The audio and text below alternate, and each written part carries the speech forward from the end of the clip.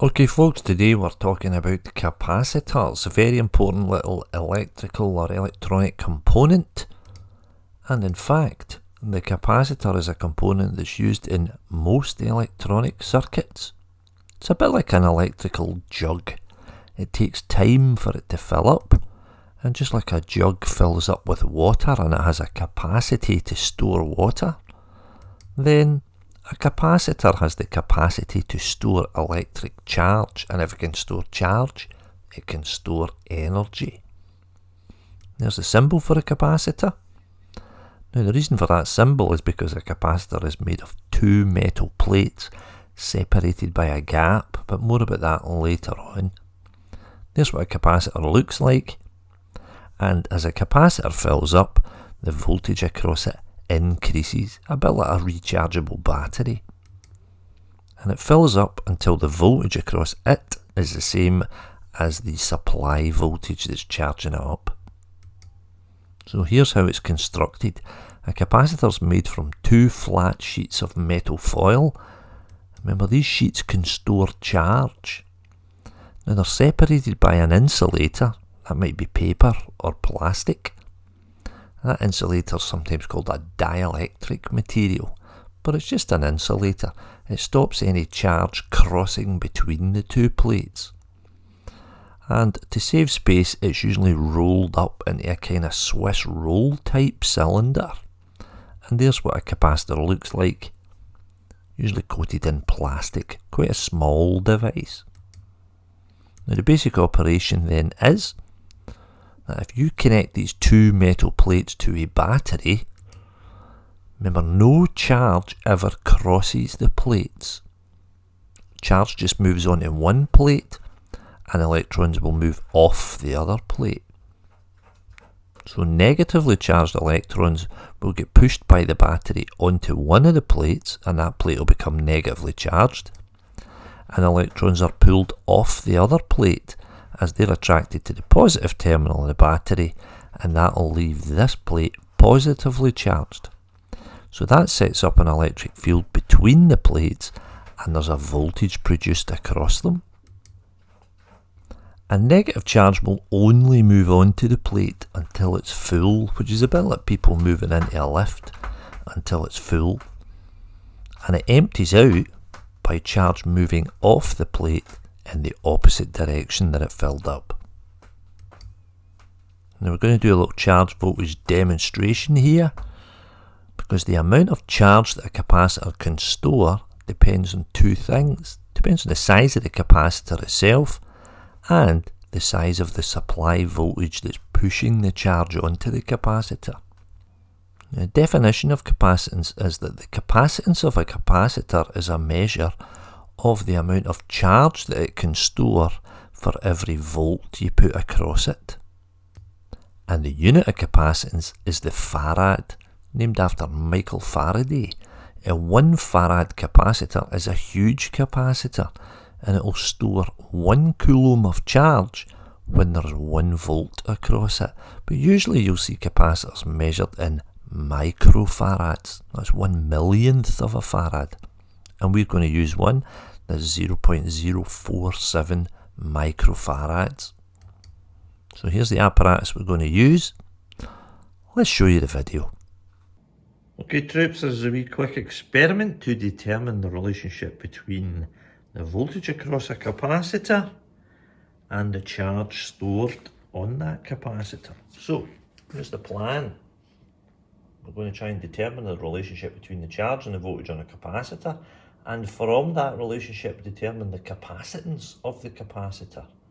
And there's a little circuit that we're going to use. 4 cells connected to a capacitor, the voltmeter across the capacitor, a little two-way switch, this is a wee two-way switch here, and then a coulometer on the far side. There's the apparatus.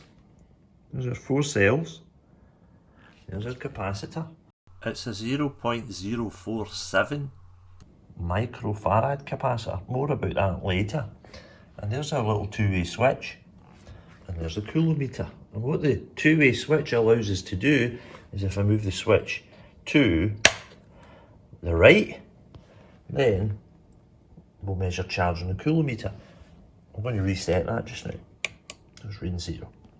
If I move the switch to the left, then the capacitor will charge up. By moving the switch to the left, we're on the charging side of the circuit. When I move the switch to the right, we dump the charge from the capacitor onto the coulometer, and the coulometer measures the charge that was stored on the capacitor. Now, we are going to move the switch to position A, but just with one cell, measure the voltage across the capacitor when it's fully charged, then move the switch to position B and measure the charge stored on the capacitor with the coulometer, and then repeat that with 2, 3 and 4 cells. So we're going to start off with one cell. So I just want one cell here, and we want to make sure that that coulometer is empty, and we're going to measure the voltage across the capacitor when it's fully charged. So plug my voltmeter in. There's my voltmeter here. And just with one cell, we're reading 1.48 volts. So I'm going to put that on my table. I've got 1.48 volts from one cell. Then that 1.48 volts, I'm going to disconnect my voltmeter first. And then I'm going to move the switch over to the right hand side, make sure that's reading 0 to start with. Ready? I'm going to dump all that charge over. And it's reading 69 nanocoulombs. Let's put that on the table. I'm going to reset that again. And we're going to move our switch back over, but this time using 2 cells. So with 2 cells this time, move the switch back over. Let's measure the voltage across.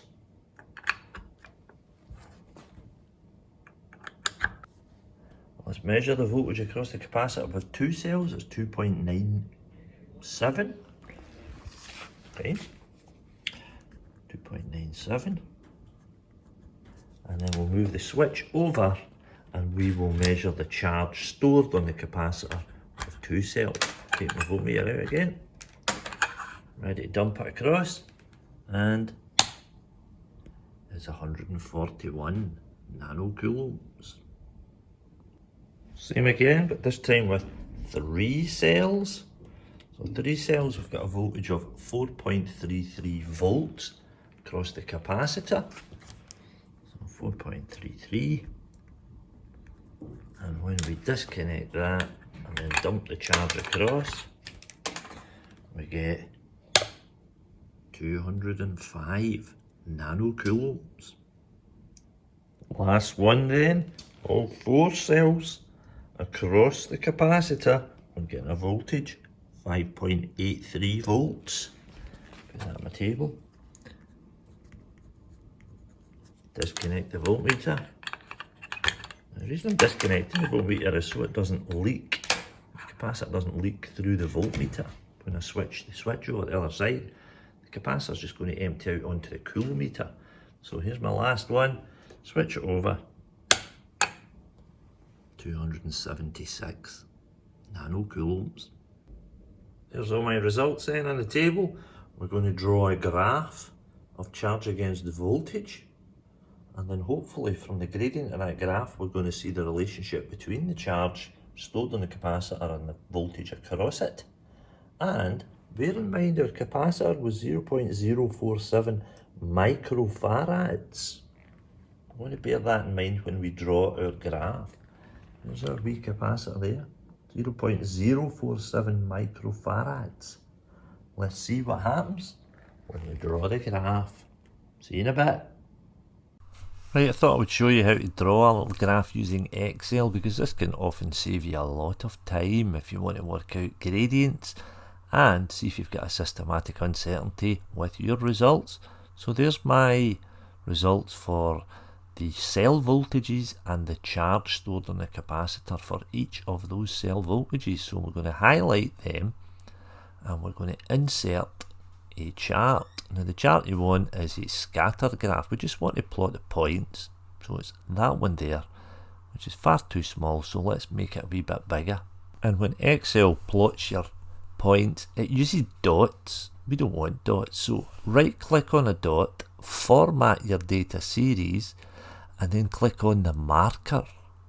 And then we want to change the marker options to one of the built-in options, which is a wee cross, and then make it maybe about 12 and change the colour to black. And then we have crosses instead of dots, which is nice. Then right click on one of the points again, and we're going to add our trend line. We're going to get Excel to draw the straight line. And let's change the colour again. We want it black. It always kind of defaults to a dotted line, so go to dash type and we just want straight line. So there we go, there's our graph. Now the most powerful thing about this is we can see it's a straight line, but we can tell Excel to display the equation of the line on the chart, and it'll do that in the form of y equals mx plus c, where m is your gradient and c is your y-intercept. Again, it's too small, so let's make it a wee bit bigger. There we go, 20, I think that'll do, and then we'll move that along a wee bit. Still too small, so let's make it a wee bit bigger. And we're going to need the important things like a chart title and grid lines and labels.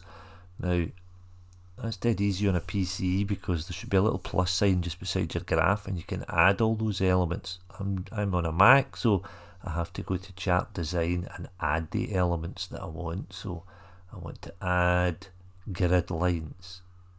So minor grid lines vertically and horizontally. I also want to add my title. What might be a good title? Charge and voltage on a capacitor. And might want to make that a wee bit bigger. 20 is always good. Helps if you highlight the whole thing, I suppose. Okay, 24 is better. And we also want to add our x-axis labels or titles. So what have we got on our x-axis? We have got voltage along the bottom. So voltage in volts. And on the y-axis we have got charge in nanocoulombs. And that's just about it.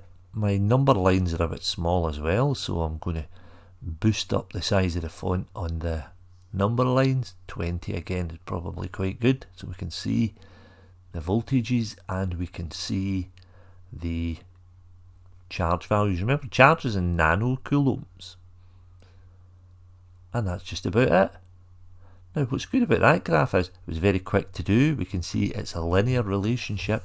There's a slight y-intercept. There's a y-intercept of -1. And that tells us there's a systematic uncertainty in either the charge reading or the voltmeter reading. But more importantly, the gradient is 48. 48, now it's nanocoulombs over volts. 48 nanocoulombs per volt. And the definition of the capacitance of a capacitor is how much charge it can store per volt. So in this case, it's 48 nanocoulombs per volt. So it has a capacitance of 48 nanofarads. And 48 nanofarads is the same as 0.048 microfarads. And what did ours say? What was stamped on the capacitor? 0.047 microfarads. We were out by 1 microfarad. That's about 2%. That's not bad. But anyway, there you go. That's a little demo of how to determine the relationship between the charge and the voltage across a capacitor, and from that graph to determine the capacitance of the capacitor. Right, so there's the apparatus that we used for that experiment.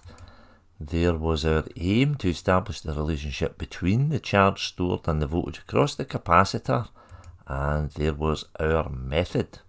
Now here's some results that I have from an identical experiment that I did last year. We get the same result. It's a straight line, and it's a straight line through the origin within the limits of our experimental uncertainties.